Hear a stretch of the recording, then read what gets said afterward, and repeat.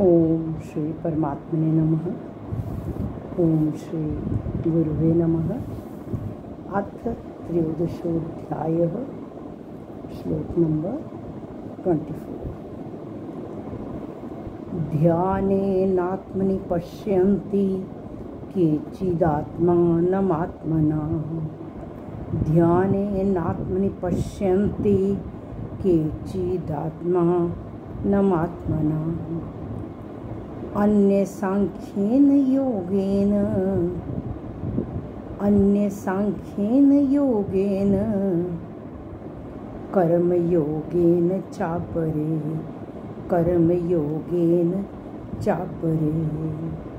इसमें पहले वर्ड लिखा है ध्यानेनात्मनि, ध्यानेन प्लस आत्मनि, और आगे लिखा है पश्यन्ति। पश्यन्ति का मतलब देखते हैं या अनुभव करते हैं। और अगला वर्ड है केचिदात्मा नमात्मना। ये शब्द है केचित प्लस आत्मानम प्लस आत्मना। केचित प्लस आत्मानम प्लस आत्मना। पहले वर्ड है आत्मनि। आत्मनि का मतलब अपने आप में। फिर दूसरे पार्ट का लास्ट वर्ड है आत्मना, अपने आप से। उससे पहला वर्ड है आत्मानम, परमात्मा तत्व का पश्यन्ति, अनुभव करते हैं। केचिद, कई मनुष्य। शब्द है ध्यानेन। श्लोक है ध्यानेनात्मनि पश्यन्ति केचिदात्मानमात्मना। अन्यसांख्येन योगेन कर्मयोगेन चापरे। अन्यसांख्येन योगेन कर्मयोगेन चापरे। पहली लाइन में लिखा केचित। केचित का मतलब कई। थर्ड पार्ट में लिखा है अन्य। अन्य का मतलब कई। और फोर्थ पार्ट में लिखा है चापरे। च प्लस अपरे। अपरे का मतलब भी कई। केचित, अन्य, अपरे, इन तीनों का मतलब कई।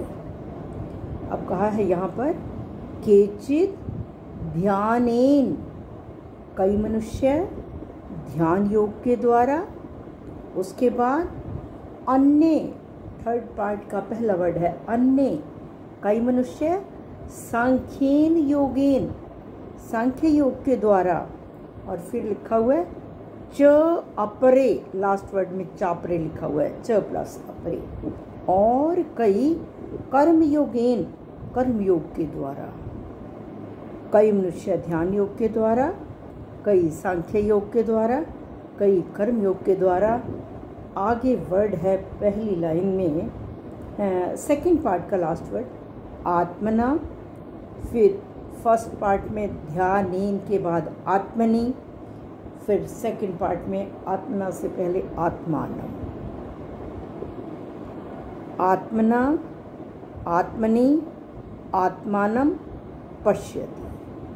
आत्मना, अपने आप से। आत्मनि, अपने आप में। आत्मानम, परमात्मा तत्व का पश्यन्ति, अनुभव करते हैं। एक बार फिर श्लोक बोलती हूँ। ध्यानेनात्मनि पश्यन्ति केचिदात्मानमात्मना। अन्यसांख्येन योगेन कर्मयोगेन चापरे।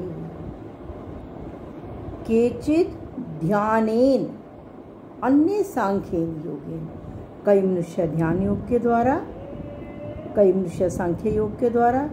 च अपरे, कर्म योगेन, और कई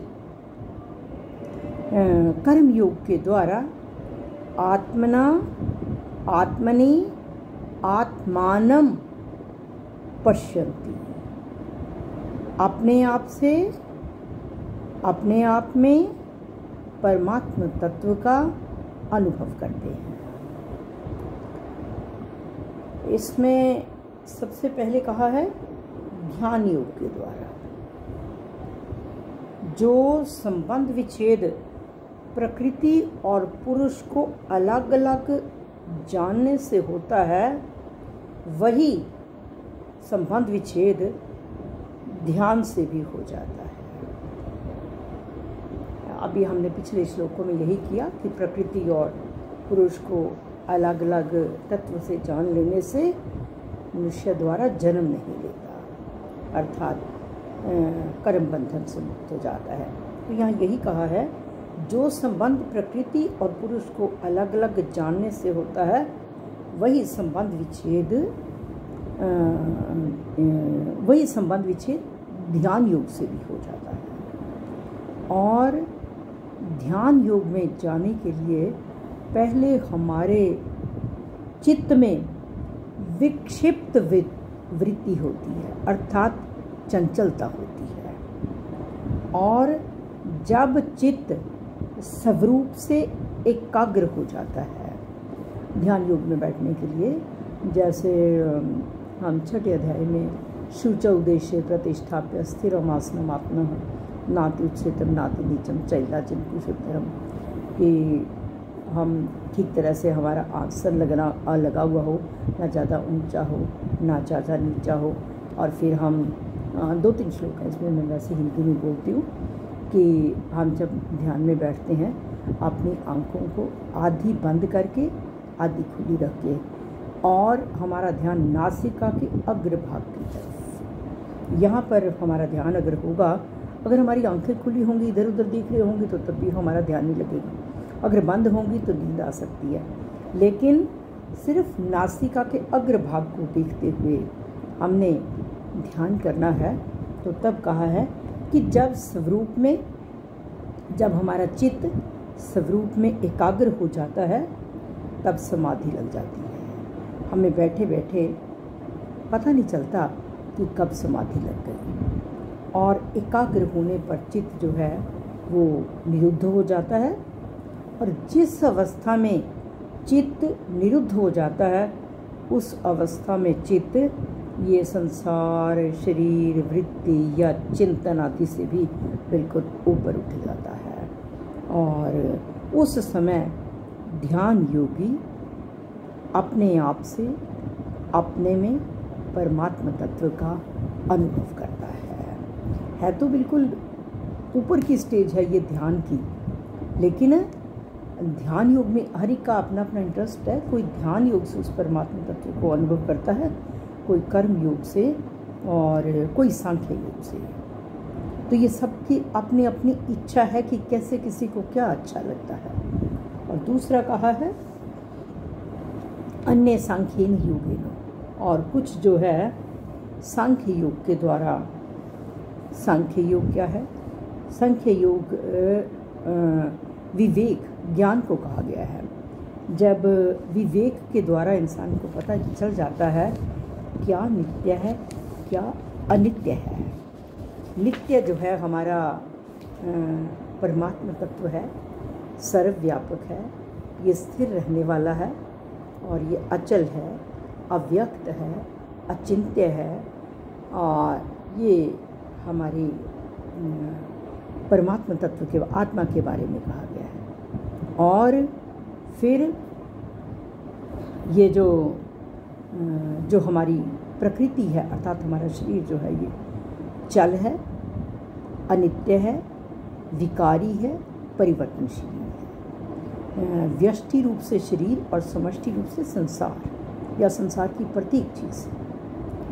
ऐसे विचार विवेक से जो सांख्य योगी है, अर्थात जो ज्ञानी है, वो प्रकृति और उसके कार्य से बिल्कुल अलग अलग हो जाता है। समझता है कि ये आत्मा अलग है और शरीर अलग है, और फिर वो अपने आप से अपने आप में परमात्मा तत्व का अनुभव करता है। और अगला कहा है कर्म योगेन चापरे,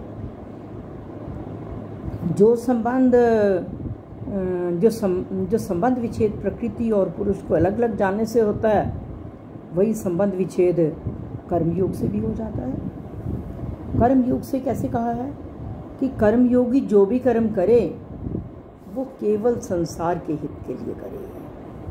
हमारे कर्मों में दूसरों का सुख छुपा हो, हमारे कर्म यज्ञ बन जाएं। ये जो यज्ञ, दान, तप, तीर्थ, व्रत आदि कुछ भी जो करे सब प्राणी मात्र के कल्याण के लिए करे, अपने लिए कुछ नहीं करना। ऐसा करने से स्वयं का उन क्रियाओं से, पदार्थों से और शरीर आदि से संबंध विच्छेद हो जाता है। जब हम हर एक कार्य जो है लोक संग्रहार्थ करते हैं तब हमारा कामना, ममता, आसक्ति जो है वो मिट जाती है, कर्तृत्व, अभिमान मिट जाता है और हमारे कर्म जो हैं वो दूसरों के सुख के लिए होते हैं। इस प्रकार व्यक्ति अपने आप में परमात्म तत्व का अनुभव करता है। और इस प्रकार ये कहा गया है कि कई लोग ध्यान योग से परमात्म तत्व का अनुभव करते हैं, कई सांख्य योग से परमात्म तत्व का अनुभव करते हैं और कई कर्म योग से परमात्म तत्व का अनुभव करते हैं। और हम किसी भी तरह से उस परमात्म तत्व का अनुभव करें, हमारा मानव जीवन सार्थक तभी है अगर हम उस परमात्म तत्व का अनुभव पूरी तरह से हमें हो जाए कि सभी में वही है। जब केवल व्यक्ति स्वार्थी बनकर केवल अपने लिए कार्य करता है तो वो कर्मों के बंधन में पड़ता है। फिर वो आने जाने वाले कर्मों का बंधन क्या है? आने जाने वाली परिस्थिति से सुखी दुखी होता है। लेकिन जब व्यक्ति बिल्कुल निस्वार्थ भाव से, निष्काम भाव से दूसरों के लिए कर्म करता है तब वह नैष्कर्म्य सिद्धि को प्राप्त होता है, नैष्ठिक शांति को प्राप्त होता है। और हमें नैष्ठिक शांति पानी है, सो हमारे नैष्कर्म्य सिद्धि पानी है, उस परमात्मा तत्व का अनुभव करना है। सो हमारा आज का श्लोक है, ध्यानेनात्मनि पश्यन्ति केचिदात्मा नमात्मना अन्ये सांख्येन योगेन कर्मयोगेन चापरे। कई मनुष्य ध्यान योग के द्वारा, कई सांख्य योग के द्वारा और कई कर्म योग के द्वारा अपने आप में उस परमात्मा तत्व का अनुभव करते हैं। श्री कृष्ण अर्पणम अस्तु।